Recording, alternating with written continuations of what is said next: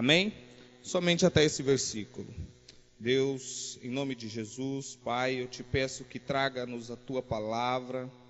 Peço, ó Deus, que fale com a tua igreja, que fale comigo, ó Pai. E peço, ó Deus, que o Senhor venha glorificar o teu nome neste lugar, ó Deus. Ajuda-nos a entender a tua palavra e a mais do que isso, Pai, a amá-la e praticá-la todos os dias. Amém? Meus irmãos, eu estava meditando nesta passagem e algumas coisas me chamaram um pouco a atenção. Nós vemos o escritor do livro de Atos dizendo que este homem coxo era colocado todos os dias à porta do templo para pedir esmolas. Alguém tinha o trabalho de carregar este homem, não deveria ser fácil, e colocá-lo todos os dias à porta do templo, para que ele se sujeitasse à vontade das pessoas que dessem uma moeda para ele, que dessem um trocado, algo que viesse saciar a necessidade daquele homem. Reparando nisso, eu pensei que, por que essas pessoas nunca o colocaram dentro do templo? Foi algo que me intrigou, me chamou muita atenção, e eu fiquei me perguntando por que essas pessoas o colocavam à porta do templo, mas para o lado de fora.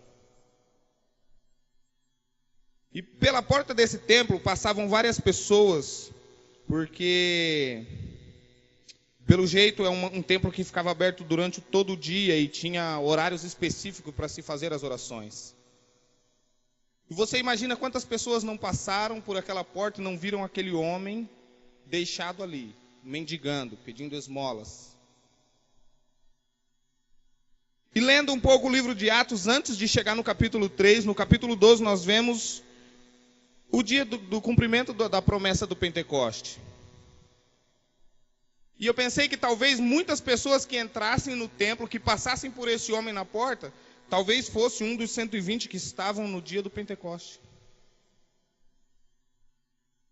E eles se encheram do Espírito Santo, e talvez muitos deles que ouviram até o próprio Cristo falar de amor, falar do poder que Ele nos daria, que o Pai nos daria através dele, passavam por essa porta todos os dias e via aquele homem coxo, do lado de fora. E um certo dia esse homem, ele se depara com alguém que também foi cheio do Espírito Santo no dia do Pentecoste. Ele se depara com alguém que talvez já estava cansado de vê-lo na porta do templo. E quando iam subindo, falou: hoje Deus vai fazer um milagre na vida deste homem. Hoje Deus vai mudar a vida deste homem através da minha vida. E foi no dia que esse homem se deparou com Pedro e com João. Como de costume, como de rotina, esse homem estava mendigando na porta do templo. E veio dois homens que fora cheio do Espírito Santo, que estavam ainda mergulhados no primeiro amor. E quando este homem pediu a estes dois homens esmola, que ele estava acostumado, que as pessoas só dessem para ele moeda, só dessem esmola, ninguém dava mais do que isso. E ele olhava para Pedro e para João, achando que Pedro e João também ia dar a mesma coisa. Ou talvez nem daria, simplesmente ia passar e fingir que não o viu ali. Mas aqueles homens tinham muito mais do que uma simples esmola para dar para aquele coxo. Aqueles homens, os dois vinham de dias de muita intimidade com Deus. Eles tiveram, há poucos dias atrás, o cumprimento do Pentecoste. Foram cheios do Espírito Santo de Deus. E saíram para a rua para propagar esse Espírito Santo que estava neles. Eles foram cheios de Deus no Pentecoste. E muitos daqueles que estavam no Pentecoste talvez se esfriaram. Talvez deixaram que aquela chama parasse, deixasse de arder no coração deles. Mas Pedro e João estavam firmes no propósito. E quando depararam com esse homem, vendo que não tinha dinheiro, não tinha ouro, não tinha prata, não tinha uma moeda para dar para aquele homem, eles deram algo muito maior. Eles deram um milagre de Deus. Eles deram algo que talvez desde criança aquele homem sonhasse em andar. Talvez desde criança ele pensasse como seria a vida dele se ele pudesse andar. Se ele pudesse caminhar com as próprias pernas. Talvez aquele homem já tivesse pensado inúmeras vezes que se ele pudesse andar, ele teria entrado no templo e não ficado na porta do templo. Pensando assim, meus irmãos, eu trouxe este acontecimento para os nossos dias. A gente tem comido do maná que vem dos céus, a gente tem se alimentado de uma palavra verdadeira, de uma palavra viva. Nós temos desfrutado da presença de Deus em quase todos os cultos que nós viemos. É difícil um culto que não sai alguém falando assim: meu Deus, que presença maravilhosa. Você vem na oração que está marcada pelo pastor para os obreiros, Deus está presente. Você vem na escola dominical, Deus está presente. Você vem no culto de estudo bíblico, Deus está presente. No culto de cura e libertação, Deus está presente. Você muitas vezes se enche do Espírito Santo. Você chora, você se derrama, você vem aqui na frente, você adora, talvez você até pule e sai daqui maravilhado com a presença de Deus. Mas passam-se as horas, passam-se os dias. E quando o próprio Deus te dá uma oportunidade de glorificar o nome dele lá fora, fazendo um milagre. Talvez não seja fazendo um coxo andar, talvez não seja fazendo um cego enxergar. Talvez seja algo simples para você, mas que para alguém tem muito valor, que para Deus tem muito valor. Talvez na hora que Deus te dá a oportunidade de fazer diferente. Porque as pessoas do mundo, elas esperam muito mais da gente do que das pessoas que convivem com elas lá fora. Como este coxo estava acostumado a pedir esmolas, a pedir moedas, as pessoas do mundo estão acostumadas com isso. Elas lidam um com outros durante o dia apenas trocando migalhas, trocando moedas. E quando a gente chega falando que nós somos representantes de Cristo na terra, elas esperam algo grandioso de nós. Elas esperam que onde a gente chegar tudo seja diferente. Que onde a gente estiver, o Espírito Santo de Deus vai agir. E na maioria das vezes não é isso que acontece. Porque nós deixamos esfriar aquilo que nós recebemos aqui durante o culto, após a palavra, após o louvor. Nós saímos daqui cheios do Espírito Santo. Mas deixamos que muitas coisas do mundo interfiram nisso e nos esvaziam de novo. Então quando chega a hora de nós darmos ao mundo mais do que esmola, mais do que moedas, nós fracassamos. Infelizmente, nós muito rapidamente nos esquecemos da glória que Deus colocou sobre as nossas vidas. A gente sai de um culto aqui convictos de que nós estamos cheios do Espírito Santo. A gente passa por aquela porta, cumprimenta os irmãos e vai embora para casa, cheio do Espírito Santo. Chega em casa antes de dormir, dobra o joelho, ora e vai dormir cheio do Espírito Santo. Aí quando a gente acorda, talvez na segunda-feira, nós já não nos sentimos mais tão cheios. Nós já passamos a viver o nosso dia, talvez não tão cheios do Espírito Santo. Nós passamos a nos contaminarmos com o que o mundo oferece a essas pessoas. E então o que era para ser diferente em nós passa a ser igual. Nós passamos a dar migalhas para as pessoas. E as pessoas passam a desacreditar de nós, passam a desacreditar do nosso chamado, porque o que a gente oferece para elas é exatamente o que o mundo já oferece. O que a gente dá para essas pessoas é exatamente o que o mundo já dá. Então, vale dizer que aquilo que a gente sente aqui, aquela emoção gostosa, aquele choro que sai, parece que sai de dentro da alma, aquela lágrima que não corria faz tempo, e que de repente, diante de uma palavra de quebrantamento, diante de um louvor de quebrantamento, você chora, você pede perdão para Deus, mas isso não muda a tua vida. Isso não te faz diferente da forma com que você entrou aqui. Existem alguns pontos na nossa vida que nós devemos prestar mais atenção. Se você for ler o capítulo 1 do livro de Atos, você vai ver Jesus falando para os apóstolos que era para que eles permanecessem em Jerusalém, até que fosse cumprida a promessa de Deus de derramar sobre eles o Espírito Santo. E na maioria das vezes, meus irmãos, a gente se esquece desse ponto. Que para nós sermos verdadeiramente cheios do Espírito Santo, é preciso que nós nos mantenhamos em Jerusalém. Muitas vezes você vai ter o cansaço te atrapalhando. Muitas vezes você vai ter um outro programa, vai ter um convite para jantar.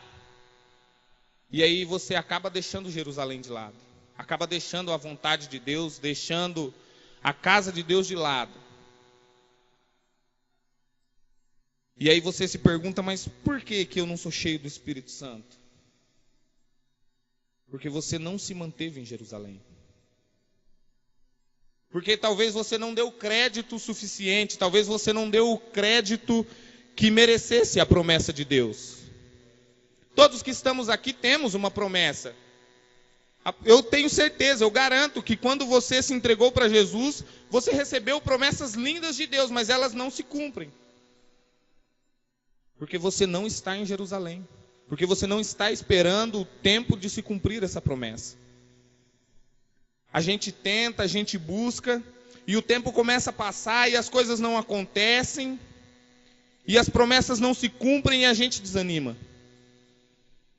E nos esquecemos que foi ordem de Deus que ficássemos em Jerusalém até sermos enchidos do Espírito Santo. E aí saímos para as ruas, dizendo que somos cristãos, dizendo orgulhosamente que somos crentes, que nós somos filhos de Deus. Mas na hora de mostrarmos isso em atitudes, nós não conseguimos. Na hora de trazermos os coxos para dentro da igreja, nós não conseguimos. O nosso exemplo, a nossa vida, ela serve de testemunho para as pessoas lá fora. Quando você renuncia uma roda de amigos que estão falando coisas que não edificam, quando você renuncia ir para um churrasco entre amigos, isso causa um impacto muito grande na vida deles. Talvez você não veja, mas aquela pessoa ela começa a pensar, puxa vida, o Weber não veio no churrasco para ir na igreja. Vai chegar um dia que aquela pessoa vai se perguntar, o que tem de tão bom naquela igreja que o Weber deixa de ficar com a gente aqui para ir no culto? E aí que o teu testemunho, ele começa a arrebatar pessoas. É aí que o teu testemunho começa a gerar milagre na vida das pessoas. A gente tem falado tanto de primeiro amor, tem falado tanto de voltar ao primeiro amor, mas quando a gente tem a oportunidade de demonstrar o primeiro amor, a gente se esquece de tudo que a gente ouve aqui. Quando a gente tem a oportunidade de mostrar que nós estamos cheios do Espírito Santo, a gente simplesmente se acovarda. Pessoas que na hora que vem a tribulação, na hora que vem a dor, na hora que vem a luta, em vez dela dobrar o joelho e buscar a Deus, falar, Pai, eu confio em Ti, ela prefere ir na pastora Leila e pedir para a pastora orar. Pastora, ora por mim, eu estou passando por uma situação difícil. O mesmo Deus que ouve a oração dela, ouve a tua oração, ouve a minha oração. Só que as coisas mudam a partir do momento que a gente dobra o joelho, porque algumas pessoas só dobram o joelho e falam. Algumas pessoas dobram o joelho e ficam ali de vã repetição, falando e não dizem nada para Deus. Existem pessoas que dobram os seus joelhos e se mostram, se rasgam para Deus, falam, Pai, eu sou isso aqui que o Senhor está vendo. Eu tenho os meus defeitos, eu tenho os meus problemas, tenho as minhas covardias, mas agora eu estou aqui porque eu preciso de um milagre na minha vida. Eu preciso de um milagre na vida do meu irmão. E essa pessoa, ela é escutada por Deus e às vezes você contesta isso. Às vezes você fala assim, mas por que quando aquele irmão ora, Deus atende, e por que quando eu oro não acontece nada? Porque talvez nós queremos esconder de Deus quem nós somos. É até estranho falar isso, sou até engraçado falar isso, mas é verdade. Às vezes a gente se apresenta diante de Deus com uma vida totalmente falsa do que nós vivemos. Logo para Deus, que conhece o nosso íntimo, que sonda e esquadrinha o nosso coração, o nosso interior, sabe tudo o que a gente pensa, tem como enganar um Deus tão poderoso assim?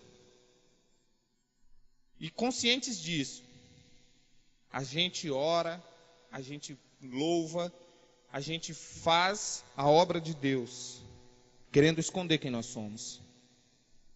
E aí na hora que nós precisamos mostrar que Deus está nas nossas vidas, gerando milagres, gerando vida, isso não acontece. Isso gera uma frustração em nós e em quem nos rodeia. Porque como eu disse, o mundo espera muito mais de nós do que de quem está lá no meio deles. Os nossos antepassados, eles, quando diziam que era crente, caiu uma pessoa endemoniada na rua, um irmão que não era nada na igreja, que não tinha cargo algum na igreja, ele impunha as mãos e expulsava os demônios. Quando uma pessoa estava enferma, ia na casa de uma irmã, falava, irmã, ora por mim. A irmã impunha as mãos e orava, e Deus curava. E hoje a gente já não vê mais isso. Hoje a pessoa, cai uma pessoa endemoniada na sua frente, você liga para o pastor. Eu vou ligar para o meu pastor, que o meu pastor é bom de expulsar demônio. Infelizmente é verdade, acontece isso. Uma pessoa chega em você no seu serviço e fala assim, rapaz, eu estou com um problema lá em casa. Rapaz, eu vou falar para o meu pastor ir lá orar na sua casa. Mas você não vai. Não passa nem perto. Explica para o pastor onde é pelo telefone, que é para não correr o risco do pastor falar assim, vamos lá comigo. É verdade. Infelizmente a gente vive essa geração. Nós perdemos a noção do poder que nós temos. Do poder que nos foi dado por Jesus. Nós somos chamados filhos de Deus por meio de Cristo. E o próprio Cristo disse que se nós crêssemos tudo o que Ele fez, nós faríamos e ainda faríamos mais. Porém, para que se faça todas essas coisas, é preciso estar em Jerusalém. Para a gente trazer os coxos para dentro da casa do Senhor, é preciso que nós estejamos mergulhados no Espírito Santo. É preciso que nós estejamos vivendo ativamente o primeiro amor. Porque se nós só recebermos o primeiro amor, e quando chegar em casa a gente assumir aquela outra figura patética que é o mal que nos rodeia, nada vai acontecer, nada vai mudar a partir da nossa vida. Nós vemos igrejas cheias de pessoas, pastores que se dizem homem de Deus, vendendo bênçãos, entregando na mídia algo que não existe, uma vida que você sabe que não existe. E mesmo isso não desperta em nós o desejo de fazermos diferente, o desejo de mostrarmos para as pessoas. Nós deixamos que as pessoas se aprisionem nesse tipo de lugar. Nós deixamos que as pessoas fiquem à porta do templo, porque nós não fazemos a diferença. Porque os próprios cristãos estão se contaminando com as esmolas do mundo.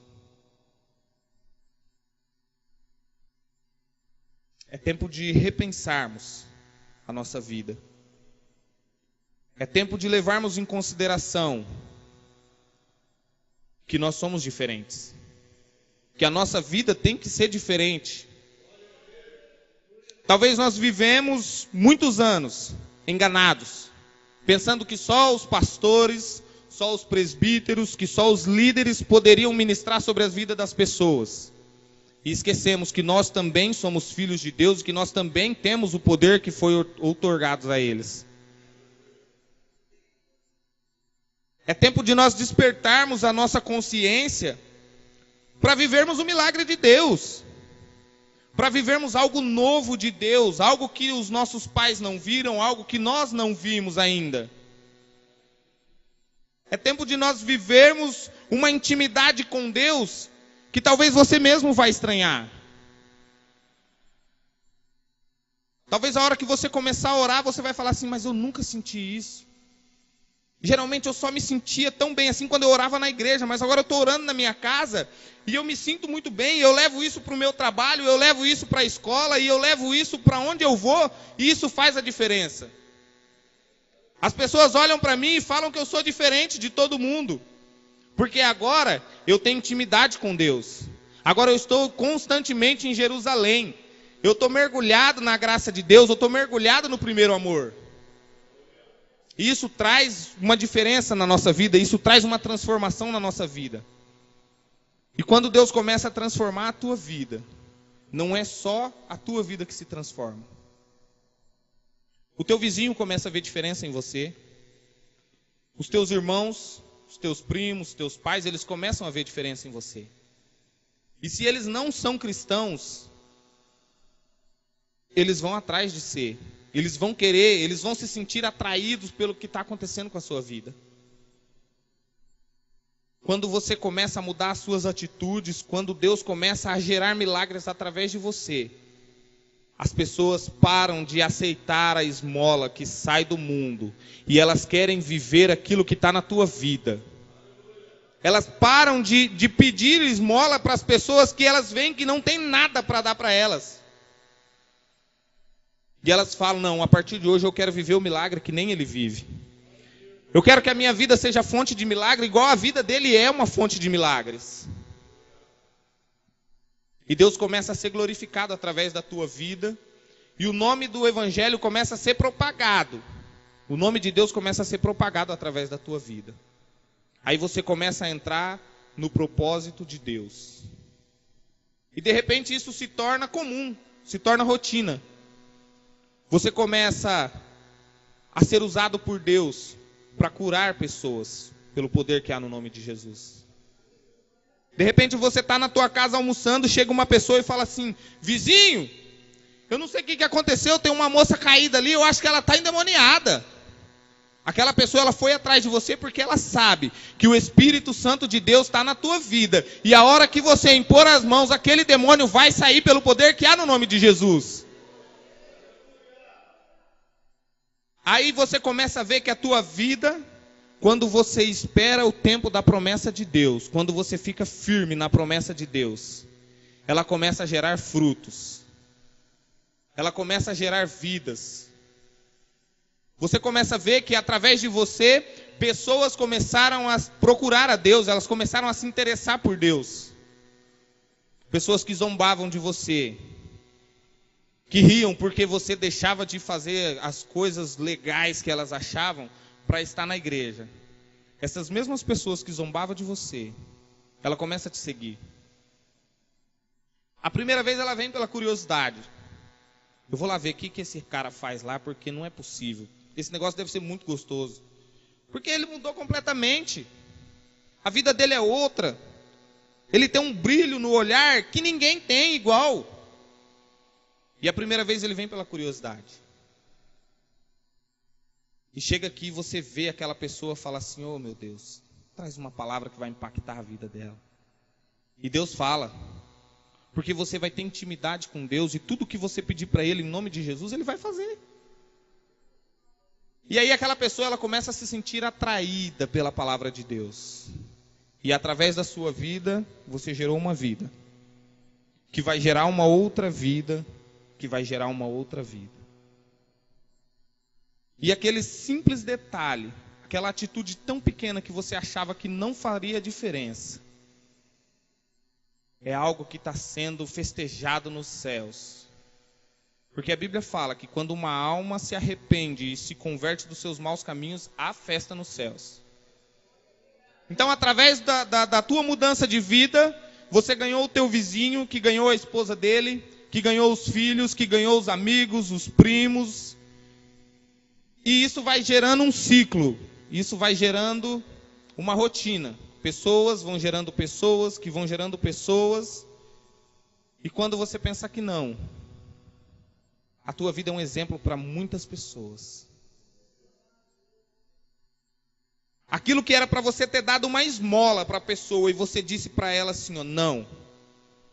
Eu não vou simplesmente conversar com você, eu não vou simplesmente ser um ombro amigo para você desabafar. Eu vou ouvir o que você tem para dizer. E depois que você disser, eu vou te apresentar o meu Deus. Depois que você disser tudo o que você sofre, depois que você disser todas as suas necessidades, eu vou te apresentar o Deus, que nada é impossível para Ele.